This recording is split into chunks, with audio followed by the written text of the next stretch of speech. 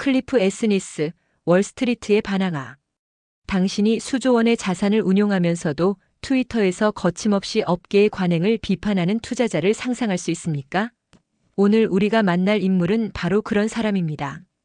학자의 엄밀함과 반항아의 태도를 동시에 가진 남자 클리프 에스니스의 이야기를 시작합니다. 제1장 시카고의 전사. 1990년대 초 시카고 대학교의 한 강의실. 그곳에서 한 젊은 박사과정 학생이 교수의 질문에 도전적으로 답하고 있었습니다. 그 학생이 바로 클리프 에스니스였고 그의 교수는 노벨 경제학상 수상자 유진 파마였습니다.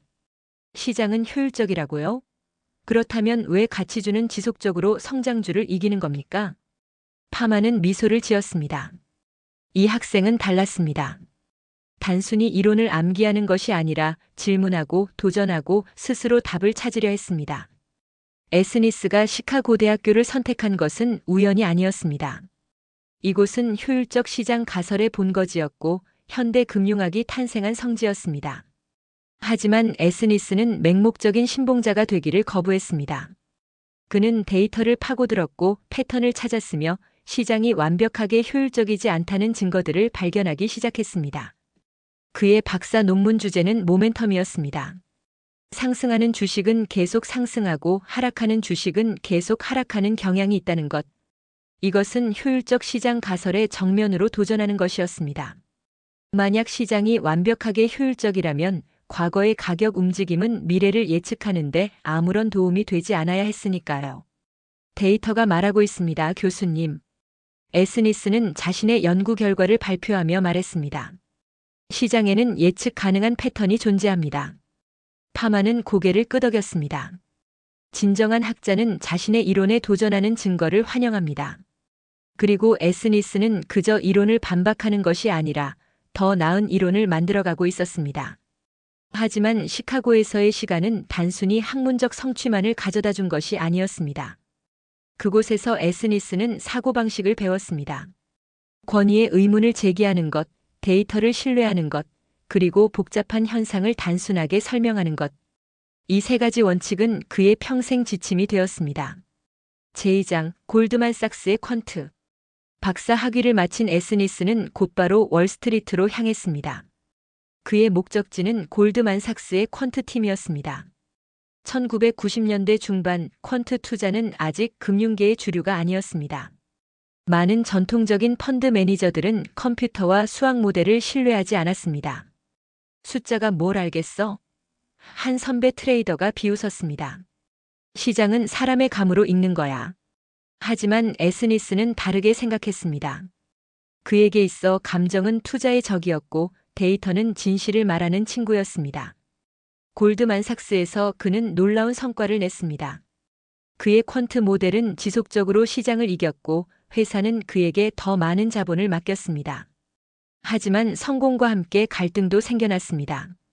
1997년 아시아 금융위기가 터졌습니다. 시장은 공황 상태에 빠졌고 모든 상관관계가 무너졌습니다. 전통적으로 서로 반대로 움직이던 자산들이 동시에 폭락했습니다. 에스니스의 모델은 빨간 불을 켰습니다. 포지션을 줄여야 합니다. 그는 상사에게 말했습니다. 지금 손실을 확정하라고. 상사는 믿을 수 없다는 표정이었습니다. 조금만 기다리면 회복할 거야. 데이터는 거짓말하지 않습니다. 지금이 아니면 더 큰 손실을 볼 겁니다. 결국 에스니스의 판단이 옳았습니다. 그는 큰 손실을 피했고 시장이 안정되자 다시 수익을 냈습니다. 하지만 이 경험은 그에게 중요한 교훈을 주었습니다. 큰 조직에서는 빠른 결정이 어렵다는 것, 그리고 진정한 신념대로 투자하려면 자신만의 회사가 필요하다는 것을. 1998년 또 다른 위기가 찾아왔습니다. 롱텀 캐피털 매니지먼트의 붕괴였습니다. 노벨상 수상자들이 만든 헤지펀드가 파산 직전까지 간 것입니다. 이것은 퀀트 투자의 위험성을 보여주는 사건이었지만 에스니스는 다르게 해석했습니다. LTCM의 문제는 퀀트 투자 자체가 아니었습니다. 그는 동료들에게 설명했습니다. 문제는 과도한 레버리지와 리스크 관리의 실패였죠. 올바른 방식으로 한다면 퀀트 투자는 오히려 더 안전할 수 있습니다. 제3장 AQR의 탄생. 1998년 에스니스는 대담한 결정을 내렸습니다. 골드만삭스를 떠나 자신만의 회사를 설립하기로 한 것입니다. 그는 두 명의 동료 데이비드 카비츠와 존 류와 함께 AQR 캐피탈 매너지먼트를 세웠습니다.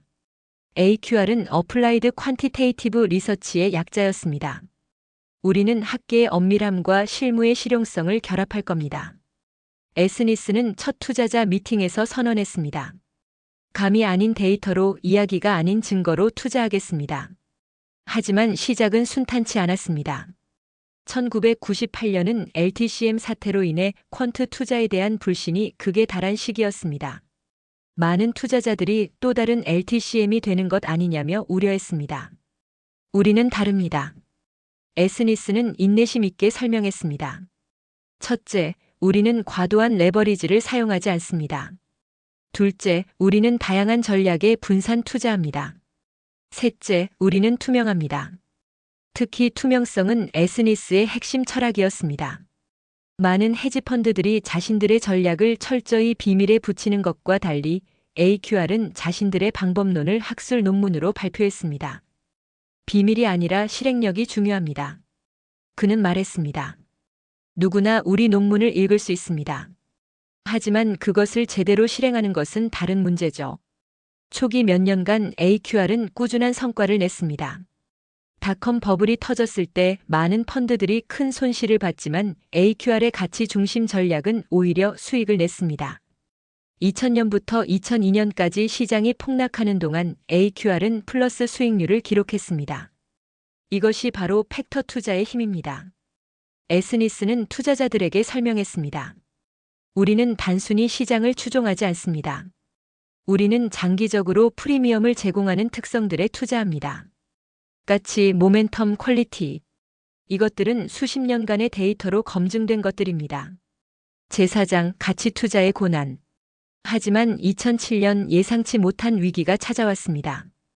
이것은 서브프라임 모기지 사태나 금융위기가 아니었습니다. 그것은 바로 퀀트 퀘이크였습니다. 2007년 8월 갑자기 모든 퀀트 펀드들이 동시에 큰 손실을 보기 시작했습니다.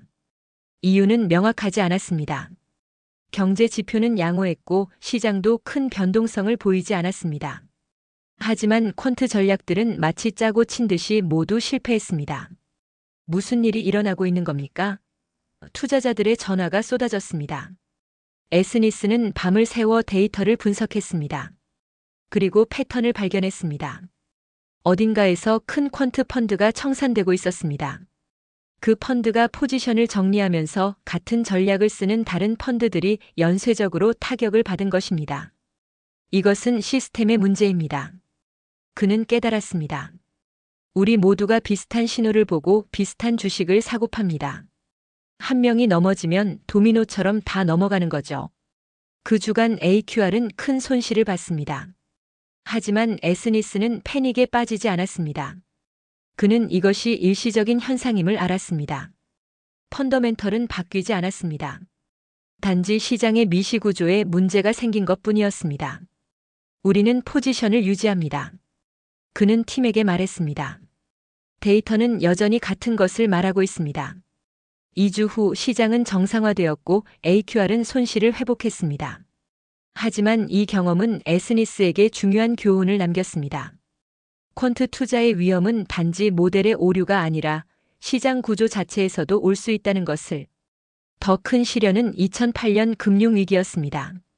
리먼 브라더스가 파산하고 글로벌 금융 시스템이 붕괴 직전까지 갔습니다. 모든 자산이 동시에 폭락했습니다. 하지만 2009년부터 2019년까지 에스니스는 또 다른 종류의 고통을 경험했습니다. 이것은 갑작스러운 위기가 아니라 천천히 다가오는 좌절이었습니다. 가치 투자가 작동하지 않기 시작한 것입니다. 10년 동안 성장주는 가치주를 압도적으로 이겼습니다. 아마존, 구글, 페이스북, 기술주들이 시장을 지배했습니다. 반면 전통적인 가치주들, 즉 저PER, 저PBR 주식들은 계속 뒤처졌습니다. 가치 투자는 죽었다. 언론이 선언했습니다. 팩터 투자는 실패했다. 투자자들이 떠나기 시작했습니다. AQR의 운용 자산은 정점 대비 절반 이상 줄어들었습니다. 직원들을 해고해야 했고 보너스는 사라졌습니다. 포기하시겠습니까? 한 기자가 물었습니다. 아니요. 에스니스는 단호했습니다. 가치 프리미엄은 80년 이상의 데이터로 검증되었습니다. 10년의 언더퍼폼이 그것을 부정하지는 못합니다. 역사상 가치 투자가 작동하지 않았던 기간은 여러 번 있었습니다. 하지만 결국 다시 돌아왔습니다. 그는 트위터에서 더욱 활발하게 자신의 견해를 밝혔습니다. 때로는 조롱을 받았고 때로는 비판받았습니다. 하지만 그는 멈추지 않았습니다. 데이터를 믿으세요. 그는 계속해서 말했습니다. 감정이 아닌 증거를 따르세요. 제5장 반항아의 철학. 에스니스를 독특하게 만드는 것은 단지 그의 투자 성과가 아닙니다. 그것은 그의 태도입니다. 수조 원을 운용하는 CEO임에도 불구하고 그는 업계의 관행을 거침없이 비판합니다. 수수료에 대해 그는 이렇게 말했습니다. 헤지펀드의 2에서 20 수수료 구조는 강도질입니다. 우리는 훨씬 낮은 수수료를 받으면서도 충분히 수익을 낼 수 있습니다. 액티브 운용에 대해서는 대부분의 액티브 펀드 매니저들은 실제로는 인덱스 펀드에 가깝습니다. 그들은 벤치마크와 크게 다르지 않은 포트폴리오를 운용하면서 높은 수수료만 받아갑니다. 이것은 사기입니다. ESG 투자에 대해서는 ESG는 좋은 의도를 가지고 있지만 많은 경우 그린워싱입니다. 진정으로 세상을 바꾸고 싶다면 주주로서 기업에 압력을 가하거나 아예 정치적 행동을 해야 합니다. ESG 점수 높은 펀드에 투자하는 것만으로는 아무것도 바뀌지 않습니다. 이런 발언들은 그를 업계의 골칫거리로 만들었습니다. 하지만 동시에 존경받는 지식인으로도 만들었습니다. 그는 자신이 믿는 바를 솔직하게 말하는 몇 안 되는 금융인이었습니다. 왜 이렇게 직설적으로 말하십니까? 한 인터뷰어가 물었습니다. 업계 사람들을 적으로 만들지 않습니까? 진실이 중요하기 때문입니다. 에스니스는 답했습니다. 우리 업계에는 너무나 많은 거짓말과 과장이 있습니다. 누군가는 말해야 합니다. 그리고 저는 제 일자리를 걱정할 필요가 없으니까요. 저는 사장이니까. 하지만 그의 비판은 단순히 파괴적이지 않았습니다. 그는 대안을 제시했습니다. 더 낮은 수수료, 더 투명한 방법론, 더 엄밀한 리스크 관리. AQR은 그가 주장하는 원칙들을 실천하는 살아있는 증거였습니다. 제6장 학자와 실무자 사이. 에스니스의 또 다른 독특한 점은 그가 학계와 실무계를 넘나든다는 것입니다. 그는 여전히 논문을 쓰고 학회에서 발표하며 다음 세대 연구자들과 협력합니다. 왜 바쁜 CEO가 논문을 씁니까? 누군가 물었습니다. 왜 안 쓰겠습니까? 그는 반문했습니다. 학문적 엄밀함이 우리 투자의 기초입니다. 논문을 쓰는 과정에서 우리는 더 깊이 생각하고 더 신중하게 검증합니다. 그리고 우리의 발견을 세상과 공유함으로써 금융시장이 더 효율적이 되도록 돕습니다. 그의 대표적인 논문들은 투자업계에 큰 영향을 미쳤습니다. 밸류 언드 모멘텀 에브리웨어는 가치와 모멘텀 전략이 주식뿐만 아니라 채권, 외환, 원자재 등 모든 자산군에서 작동한다는 것을 보여줬습니다. 스타일 타이밍은 시장 타이밍이 왜 어려운지, 그리고 스타일 타이밍은 더욱 어려운지를 수학적으로 증명했습니다. 사이즈 매터즈, if you control your junk은 소형주 프리미엄의 진실을 밝혔습니다. 단순히 기업 규모가 작다고 수익률이 높은 것이 아니라 질 낮은 기업들을 제외해야 한다는 것입니다. 이런 논문들은 단지 학술적 기여가 아니었습니다. 그것들은 AQR의 투자 전략을 형성하는 청사진이었습니다. 에스니스는 연구와 실무를 분리하지 않았습니다. 그에게 있어 둘은 같은 동전의 양면이었습니다. 제7장 팬데믹과 부활. 2020년 3월 코로나19 팬데믹이 세상을 강타했습니다. 시장은 역사상 가장 빠른 속도로 폭락했습니다. 불과 몇 주 만에 S&P 500은 30% 이상 떨어졌습니다. AQR도 타격을 받았습니다. 하지만 에스니스는 이것을 기회로 봤습니다. 시장의 공황은 가격을 왜곡시켰고 그것은 퀀트 투자자에게는 기회였습니다. 우리의 모델들이 엄청난 매수 신호를 보내고 있습니다. 그는 팀에게 말했습니다. 좋은 기업들이 헐값에 팔리고 있습니다. 그리고 놀라운 일이 일어났습니다. 10년 동안 작동하지 않던 가치 투자가 다시 작동하기 시작한 것입니다. 2020년 말부터 2022년까지 가치주는 성장주를 크게 앞섰습니다. 에너지, 금융, 산업재 등 전통적인 가치 섹터들이 시장을 이끌었습니다. 우리는 옳았습니다. 에스니스는 조용히 말했습니다. 인내심이 보상받았습니다. AQR의 운용 자산은 다시 증가하기 시작했습니다. 투자자들이 돌아왔고 성과는 개선되었습니다. 하지만 에스니스는 승리를 자축하지 않았습니다. 이것은 우리가 똑똑해서가 아닙니다. 그는 말했습니다. 이것은 우리가 원칙을 지켰기 때문입니다. 데이터를 신뢰하고 장기적 관점을 유지하고 감정에 흔들리지 않았기 때문입니다. 제8장 미래를 향해 2025년 현재 에스니스는 여전히 AQR을 이끌고 있습니다. 그는 60대가 되었지만 여전히 왕성하게 활동합니다. 트위터에서 논쟁하고 논문을 쓰고 젊은 연구자들을 멘토링합니다. 당신의 유산은 무엇입니까? 한 기자가 물었습니다. 에스니스는 잠시 생각했습니다. 글쎄요. 저는 제국을 건설하려고 하지 않았습니다. 저는 단지 올바른 방식으로 투자하고 싶었습니다. 데이터에 기반하고 투명하고 정직하게. 그리고 제가 바라는 것은 우리 업계가 조금 더 나아지는 것입니다. 더 적은 거짓말, 더 적은 과장, 더 많은 진실. 만약 제가 그것에 조금이라도 기여했다면 그것으로 충분합니다. 하지만 그의 이야기는 아직 끝나지 않았습니다.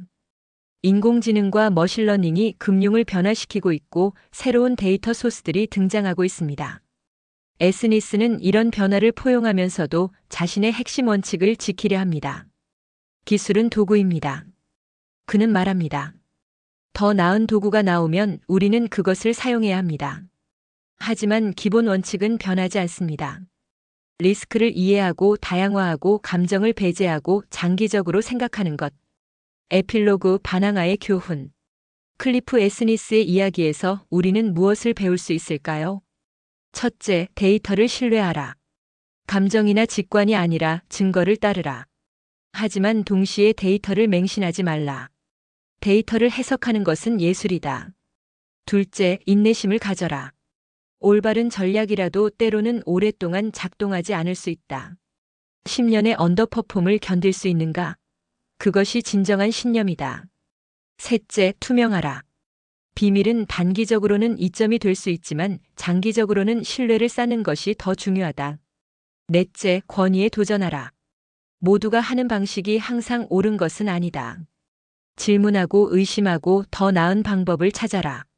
다섯째, 학습을 멈추지 말라. 에스니스는 업계 최고의 전문가이지만 여전히 배우고 있다. 시장은 끊임없이 변화하고 우리도 변화해야 한다. 마지막으로 원칙을 지켜라. 유행이 바뀌고 시장이 변해도 당신의 핵심 가치는 흔들리지 않아야 한다. 클리프 에스니스. 시카고의 학자에서 월스트리트의 반항아가 된 남자. 그는 완벽하지 않았고 항상 옳지도 않았습니다.